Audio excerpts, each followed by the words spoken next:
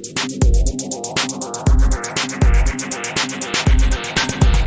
chers auditeurs, et bienvenue à un nouvel épisode captivant de notre série 21 jours de prière, cultiver l'intimité divine. Aujourd'hui, nous abordons un sujet crucial qui touche chacun d'entre nous à un moment ou à un autre. Combattre le doute, persévérer dans la foi. Pour nous éclairer, nous avons l'honneur d'accueillir le révérend pasteur Augustin Jussemin, un consultant spirituel dont la sagesse est immense. Pasteur Jussemin, merci d'être avec nous. Merci Marjorie pour l'invitation. C'est un plaisir d'être ici. Le doute est, en effet, une expérience humaine universelle.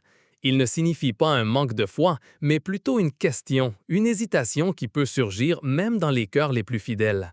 Mon but aujourd'hui est d'équiper nos auditeurs, non pas pour éradiquer le doute entièrement, ce qui est souvent impossible, mais pour le combattre efficacement et persévérer dans leur cheminement de foi. C'est une distinction importante. Pouvez-vous nous aider à comprendre d'où vient le doute? Quelles sont ses racines les plus courantes dans la vie d'un croyant?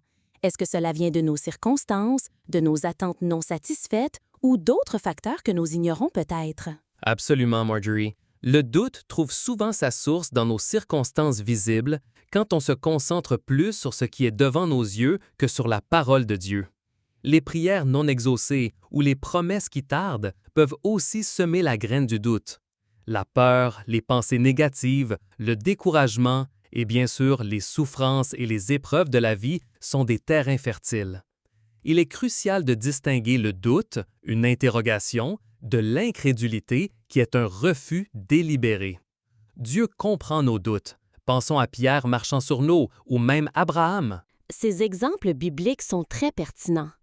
Alors, comment faisons-nous pour lutter? Quelles sont les armes que nous pouvons utiliser pour contrer ce doute qui s'insinue parfois et ébranle notre conviction? Je pense que nos auditeurs aimeraient des outils concrets. Excellente question. La première arme est sans conteste la parole de Dieu.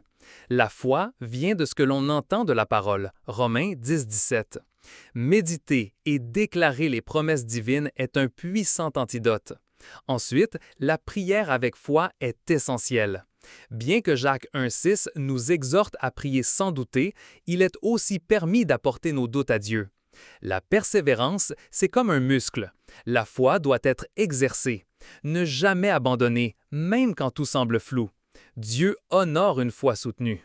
La persévérance est donc fondamentale. Comment cette lutte contre le doute s'intègre-t-elle à notre thème général, cultiver l'intimité divine? Est-ce que plus d'intimité avec Dieu nous rend moins sujets au doute? Absolument, Marjorie. C'est le cœur de notre série.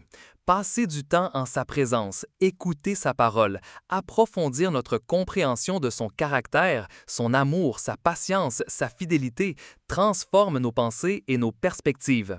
L'intimité avec Dieu nous permet de nous voir tel qu'il nous voit, choisis, élevés, bénis. Pour cela, un journal de prière, une communauté de soutien et se concentrer sur ce que nous savons être vrai sont des étapes pratiques. Il s'agit de faire des petits pas de foi. Choisissez la foi plutôt que la peur et engagez-vous à une intimité plus profonde. Dieu est avec vous dans chaque doute.